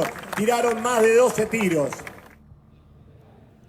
El papá de un amigo de Lucas habla de lo que son los medios de comunicación, los que aseguran la impunidad, aquella que les mencionaba recién de Isasi, ahora también manejada de esta manera. Y aparte también el mal manejo de la información, unos portales de noticias, creo que es este mismo micrófono que lo vi en el portal, que decía que Lucas y los amigos que venían en el auto, compañeros, eran delincuentes y demás. Yo creo que la gente de TN tiene que revisar bien antes de poner la información, porque hoy creo que debe estar arrepentido. No vi en ningún lado que TN y Canal 13 se haya retractado por los portales que escribieron, diciendo, yo después te los muestro, si querés te los paso, los tengo, donde decía que Lucas era un delincuente. Y por parte también de la policía, que no actuó a tiempo y encubrieron y todo el manejo, es una cosa terrible, una aberración. Gracias. Sicarios de la mentira. La expresión podría ser mía, si se me hubiera ocurrido y lo hubiera subrayado, pero es del doctor Raúl Zaffaroni, nada menos. Sicarios de la mentira. Estos medios, y ya verán después por qué la expresión del doctor Zaffaroni, pero mientras tanto reflexionemos sobre todo el daño que hacen con sus mentiras y la persecución siempre de los más débiles.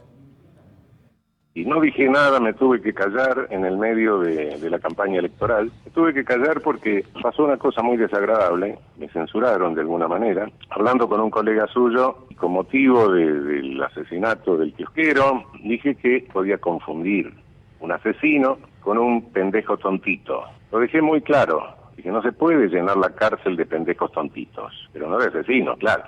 Pusieron en mi boca que yo había dicho que el que mató al kiosquero era un pendejo tontito. Pero sí, me tuve que callar porque había una gritería en ese momento en que todo el mundo, uno quería bajar la edad de responsabilidad de los menores, otro quería la pena de muerte, otro quería la pena de muerte con tortura, porque cada uno consideraba que así, no sé, conseguía más votos, más rating, más fama, no sé qué.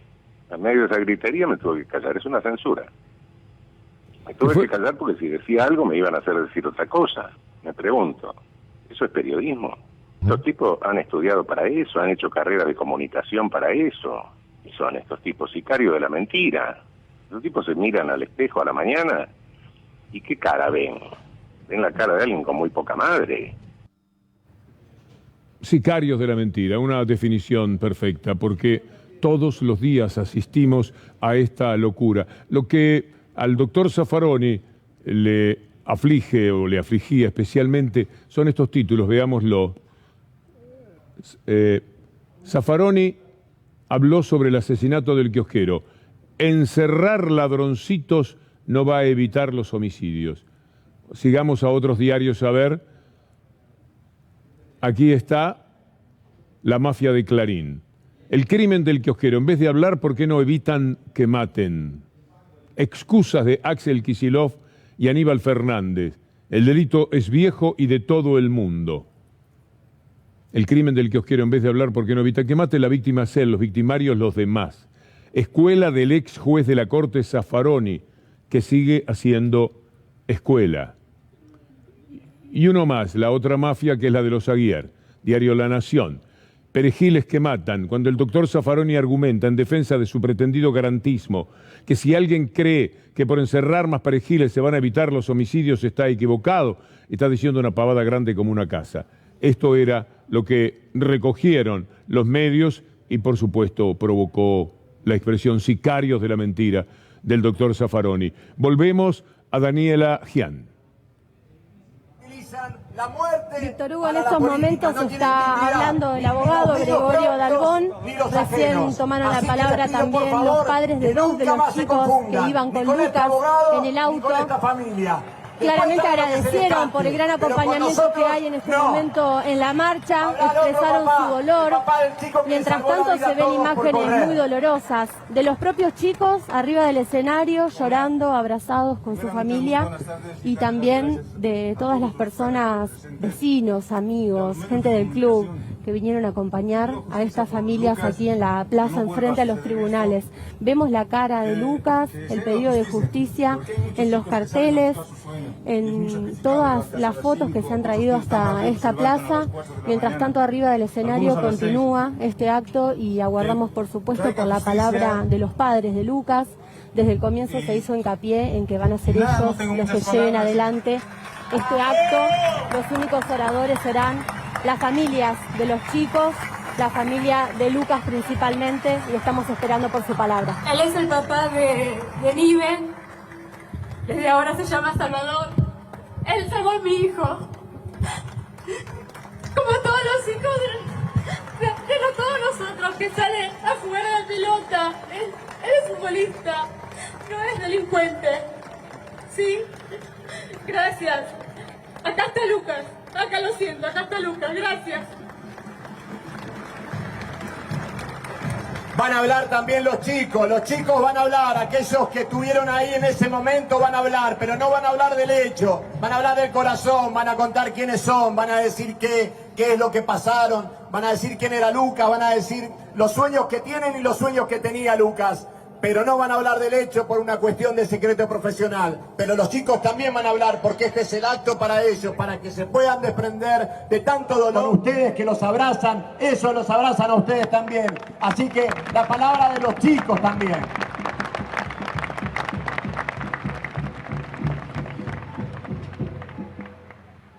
Gracias a todos los que vinieron. Gracias, porque mi amigo era humilde, era un buen pibe. Que se levantaba todos los días temprano para venir a entrenar y cumplir su sueño como todos nosotros, como todos ustedes. A mi amigo no me lo devuelve nadie.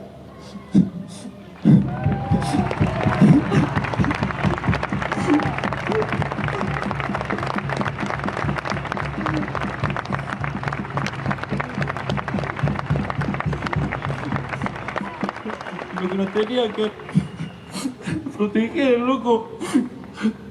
Sacaron el sueño a mi amigo que solo quería jugar primera, como todos nosotros.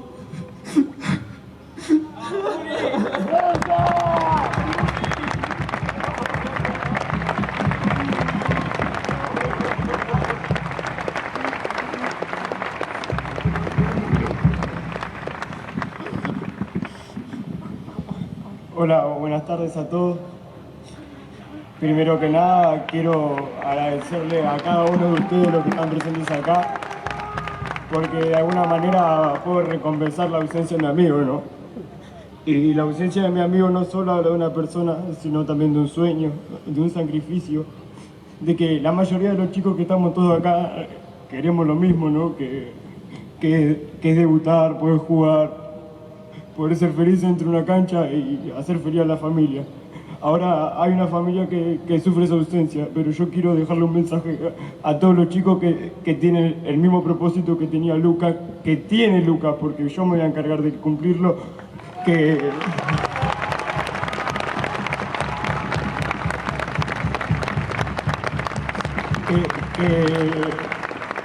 más allá de las adversidades que podamos tener como futbolistas, como adolescentes, no dejemos porque nos dejan libres, porque no jugamos, porque estamos desmotivados.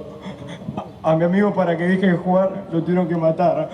A ustedes tienen que poner todas las fichas por Lucas, loco, por Lucas. ¡Vamos, Lucas!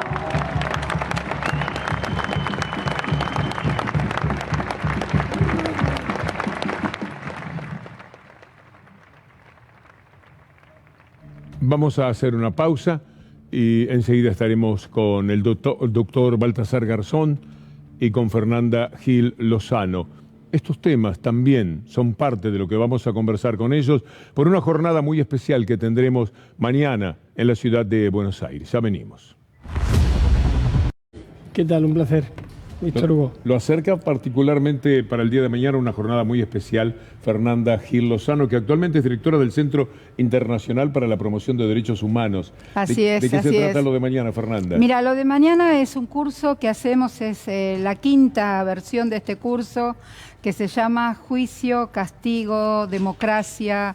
Tiene que ver con las herencias, con las proyecciones de una de las políticas públicas más exitosas que tuvo la Argentina, que tuvo que ver con el juicio y el castigo a los responsables del terrorismo de Estado. En esta vez vamos a comparar tanto lo que pasó en América Latina y el Caribe y en África, con los juicios y con las mesas de la verdad. Y bueno, y contamos con la presencia siempre del que fue el primer director del centro, que es Baltasar Garzón, que vino tan gentilmente, sabiendo que todavía, bueno, el COVID y otras enfermedades han hecho su secuela y sin embargo aquí presente para dar la apertura a este curso. Sí, es uno de nuestros héroes internacionales, el doctor Garzón. Totalmente. Hablar de derechos humanos, ¿qué se puede esperar? ¿Cómo evolucionarán las cosas con el avance clarísimo de la derecha, que según mi punto de vista no favorece demasiado los derechos humanos? Según su punto de vista y el mío también y el de cualquier persona razonable y demócrata, hay realmente una pandemia también de la extrema derecha. Tenemos el ejemplo más cercano del vecino Chile, que después del estallido social de 2019, de todo lo que vimos, de la represión, de la contundencia e ilegítima acción policial y de las propias autoridades, después de la constituyente llegan y la extrema derecha ha ganado en primera vuelta. Espero que el juicio de los progresistas, por una vez aunque sea, se unifique y eso signifique detenerlo. Pero lo estamos viendo también en Europa, lo estamos viendo también en otros países de Latinoamérica, lo vemos en España con un crecimiento exponencial de la extrema derecha y de la extrema de la derecha, es decir, se va extremando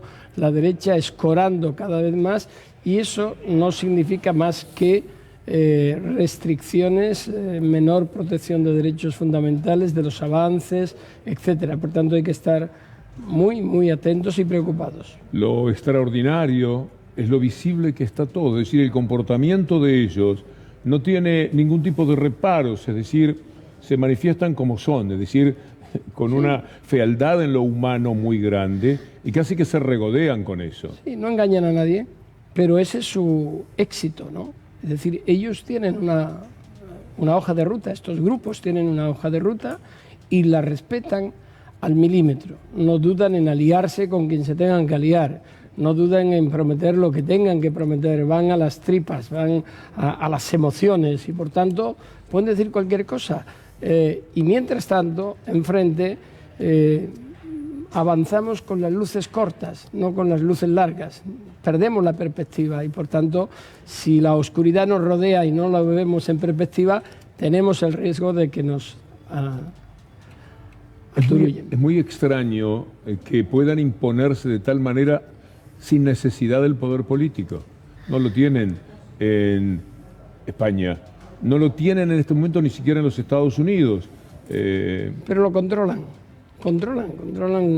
el poder. Si controlan el poder económico y las grandes corporaciones por intereses coyunturales o estructurales apoyan este tipo de movimientos, pues no hace falta nada más que apretar un poco esa visión ultraliberal de la economía y ver que las clases más desfavorecidas siguen estándolo, y veíamos hace un momento en el programa cómo esas acciones violentas contra comunidades y contra escenarios de los más débiles y más vulnerables favorecen esa situación. Por tanto, no les quepa la menor duda a nadie de que ellos van a acudir a todo lo que sea. Si tienen que culpar a los migrantes, los culparán. Si tienen que culpar a los que viven en la marginación precisamente por la acción de este tipo de acciones, lo harán. Y del otro lado, ¿qué hay? Ignorancia, miedo. ¿Por qué la gente, si es tan visible, tan evidente? Es decir, ¿cómo puede alguien? En la Argentina tenemos un candidato que dijo: hay que matarlos a todos, a los delincuentes hay que dejarlos como un queso gruyère.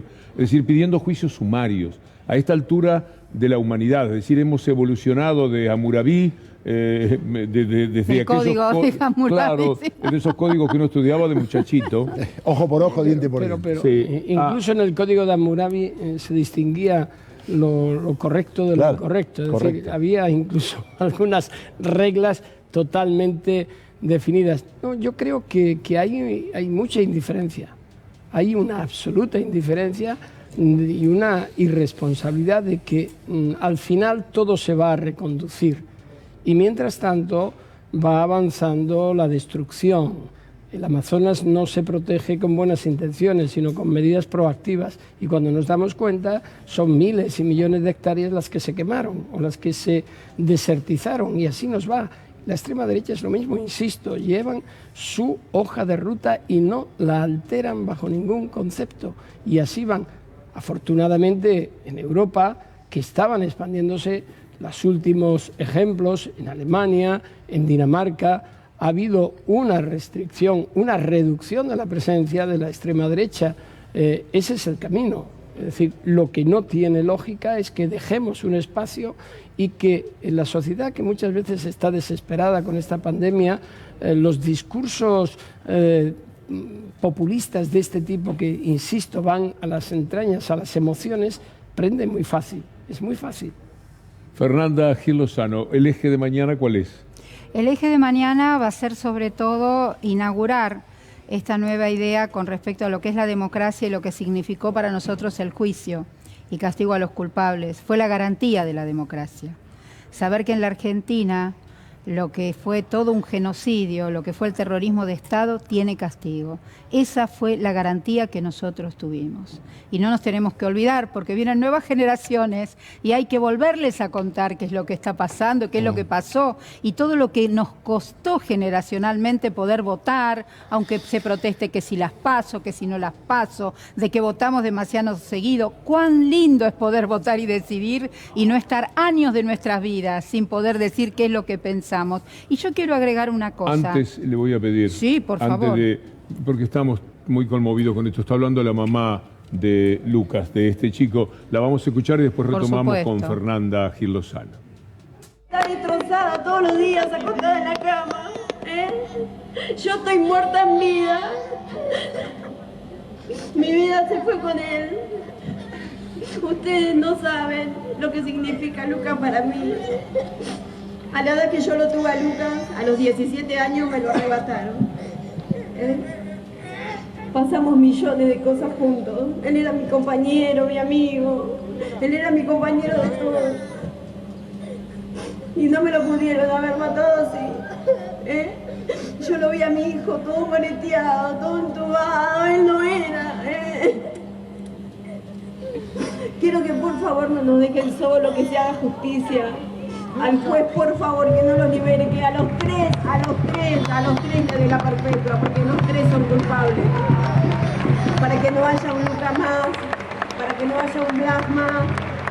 No veo todos los carteles que están, para que no haya un Lito más, para que no haya un Edgar Villar más, para que no haya nadie más. Por favor, Gonzalo presente también. Ahora puedo entender el dolor de esas madres, de esa familia, de todos.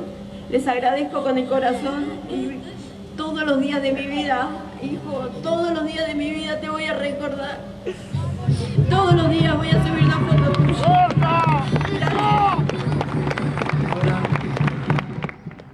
Parte del corazón cuando ella dice estoy muerta en vida, uno sabe perfectamente que es así. ¿Por qué no aparece una sola cámara que haya registrado el hecho? Bueno, hay alguna discusión acerca de que justo ese día aparentemente no funcionaba la lente. Ocurre, y el doctor lo sabe, cuando se investiga a la policía por hechos de este tipo, el sistema sale de alguna manera a responder en favor de los policías. Y esto lamentablemente... La demora también jugó a favor de todo eso. La demora también. ¿Qué hacer con la policía? Y enseguida volvemos, Fernanda. Sí, por favor. Pero quiero darle continuidad a esto. ¿Qué hacer con una policía que responde a un poder político que la va tornando impune en la medida en que ataque a los malos según la designación que hace la derecha? Es inaceptable que estas cosas ocurran. Es inaceptable que en un país democrático no se pueda circular por la calle sin el miedo a las instituciones. Es inaceptable que se produzca una protección y una proyección de la impunidad. Al servidor público, como es el policía, se le debe de exigir el máximo y no puede cometer estas atrocidades, y mucho menos que se encubran. Hay una responsabilidad no solo penal, que ya la establecerán con todas las garantías. Esa es la gran diferencia con el sistema autoritario, la dictadura y la democracia, los jueces, pero hay una responsabilidad política inmediata, necesaria. Hay que profundizar en la investigación de lo que ha ocurrido. Tienen que llegar hasta las últimas consecuencias, a nivel local, a nivel de ciudad autónoma, a nivel federal, al nivel de que sea. No se pueden quedar estos hechos impunes ni perdernos en disquisiciones. Es un hecho que hay que investigar. ¿Por qué la policía de Buenos Aires funciona de esta manera? ¿Por qué no se establecen esos controles? ¿Por qué no se investiga realmente qué ha sucedido? Ya tendrían que estar las 24 horas del día en la comisión correspondiente para establecer los hechos, las responsabilidades y los mecanismos de protección de la ciudadanía, que somos los titulares de estos servicios públicos. Fernanda, te debíamos una parte. Pero iba en ese mismo sentido. A mí, yo entiendo, por supuesto, el homenaje de sus amigos, de su mamá, pero también me parece que hay veces que nos desviamos en algo. Es que, está bien, Lucas era un chico que jugaba al fútbol, recopado, muy buen pibe, pero podría haber sido malo. Pero no importa. La policía no tiene que matar a nadie. Porque yo recuerdo la semana pasada, cuando fue la muerte, lamentablemente, el asesinato del señor que tenía un kiosco, que la gente salió a pedir que mataran a todos. ¿Está mal que lo hayan robado? Sí. Ahora, no podemos seguir pidiendo como sociedad que se mate más gente. Nosotros, a los genocidas del Estado terrorista, con todas las garantías constitucionales, terminaron presos. Y es eso lo que tenemos que hacer. No puede un policía salir y matar como Chocobar, como todos los casos que tenemos. Para mí esto es lo que tenemos que hacer, un foco. Un sentido de la impunidad muy grave, porque participan de todos. Uno de los policías que mató a Lucas, le cuento, doctor, porque no sé qué grado de información tiene sobre este episodio, había sido integrante de una banda de policías que fueron a la provincia de Santa Cruz a cometer todo tipo de vejámenes que incluían en sus propósitos el ataque a dignidades de quien había sido presidenta de la República. Ahora, ese personaje anda por la ciudad y armado, en un auto que ni siquiera está identificado como un auto de la policía. Eso indica a lo que me refería. ¿Cómo es posible? Claro. Porque si es malo, es malo. Pero es quién permite que esto sea así. ¿Qué sistema de control? ¿Qué responsabilidad tiene quien ha permitido esto? ¿Y quién está protegiéndolo? ¿Y por qué no se investiga? Hay distintos grados de responsabilidad. El autor material ya responderá el autor intelectual también, pero quien ha permitido y ha diseñado este sistema que genera una expansión exponencial de la impunidad, tiene tanta o más responsabilidad que el propio autor material. Doctor, primero quiero decir un gusto. Quienes pasamos por la Facultad de Derecho y somos abogados, vemos un faro en un juez democrático. Y la pregunta tiene que ver con esto. Cuando terminó la dictadura de Franco, teníamos un especialista acá llamado Elías Neumann, un criminólogo de gran nota, y él decía que la democracia va a funcionar cuando haya policía para la democracia, militares para la democracia, jueces para la democracia y periodistas para la democracia. ¿Eso existe hoy por hoy en las democracias? Existe y no existe. Es decir, hay servidores públicos o responsables o periodistas comprometidos que obedecen a esos principios y que se juegan la vida por el servicio público. Y debe ser así. Es su obligación. Es su obligación actuar con verdad. Es su obligación que la justicia sea un verdadero servicio público igual para todos. Y quienes no lo hacen son los que deben de ser detectados e identificados por la sociedad. El reino o el poder de las fake news, de las noticias falsas, el lawfare, es decir, la guerra jurídica, la utilización del derecho como instrumento para persecución política, es algo deleznable, detestable, y lo estamos viendo en muchos ámbitos. Pues entonces acudamos a esas mujeres y esos hombres servidores y servidoras públicas que tienen la obligación de ir más allá, no quedarse sentados en el sillón. Hay que comprometerse. A veces comprometerte y llegar hasta el fondo te puede costar muy caro. Tal cual. Pero no importa, hay que hacerlo, porque si no, lo que tienes que hacer es irte a tu casa. No puedes estar en el servicio público y no dar absolutamente todo lo que te exige la sociedad. De todas maneras, para esos servidores, y usted es uno de ellos que lo ha pagado muy caro, de todas las maneras posibles lo ha tenido que pagar. Ver que en la lucha igual, el avance, lo que ellos derraman de poder va cubriendo cada día más espacios, no deja de ser doloroso, doctor. Sí, pero es como el mito de Sísifo, ¿no? Era una constante con su piedra subir y hasta el monte, sabiendo que Zeus lo tenía condenado por la eternidad, que se le caía la piedra, bajaba y volvía otra vez a subir. Es decir, es la superación, es la constancia, es de verdad el concepto de servicio público. Cuando uno se hace servidor público, no se hace para ostentar poder, sino para administrar aquel que tiene y ponerlo a favor de quienes son los titulares de ese poder. Cuando un juez dice yo soy el Poder Judicial, está prostituyendo a la justicia. El Poder Judicial, el único titular es la sociedad. Tú eres un servidor. En el momento que comprendas ese concepto es muy fácil todo. Estás ahí no para enriquecerte, estás para servir a la sociedad hasta las últimas consecuencias. Y eso comporta un fracaso detrás de otro fracaso, pero a veces se cambian las cosas. La voluntad de uno a veces se convierte en la voluntad de todos. Hay oleadas, sí, de vez en cuando. Ocurren cosas. De la misma forma que ahora asistimos a este avance terrorífico de la derecha, uno puede pensar, la historia nos está enseñando que va a haber una marea en el sentido contrario, ¿verdad? Es decir, que puede gestarse una ola que sea diferente a esta. Sí, pero tenemos que estar muy atentos. Claro. Las cosas no pasan mágicamente. No.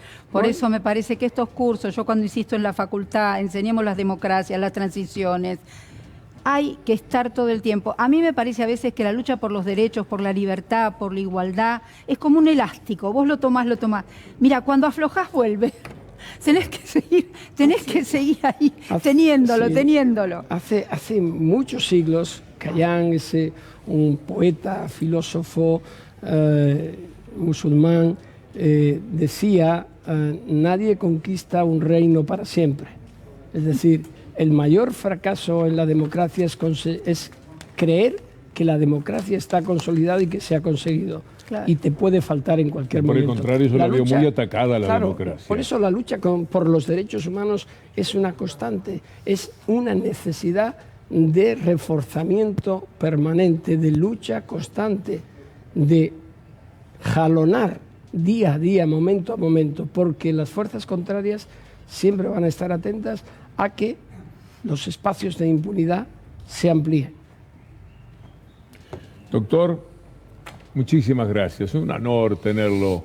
Ya hemos tenido unas cuantas charlas y siempre para mí es un aprendizaje, una Muchas manera gracias. de... Y mañana a las 10 lo pueden ver por Face. Está la conferencia. ¿Cómo es del eso? doctor. Digámoslo, tenemos 30 segundos, digámoslo. Que mañana a las 10 de la mañana los que quieran participar de la conferencia del doctor puedan estar por Face o por YouTube. Si ponen CIPDH, van a encontrar enseguida que se van a poder conectar. Que yo soy medio... CIPDH, Centro Internacional de Promoción para los Derechos Humanos. Un nombre menos artístico y más difícil no pudieron encontrar, pero vamos gracias, todavía. Fernanda. No, por Doctor, favor. Muchas gracias. Muchas gracias. Julián Guarino está hoy en el lugar habitual de Gustavo Silvestre, también muy admirado periodista por quien les habla. Gracias, muchachos. Gracias. Hasta mañana, Gracias. si Dios quiere.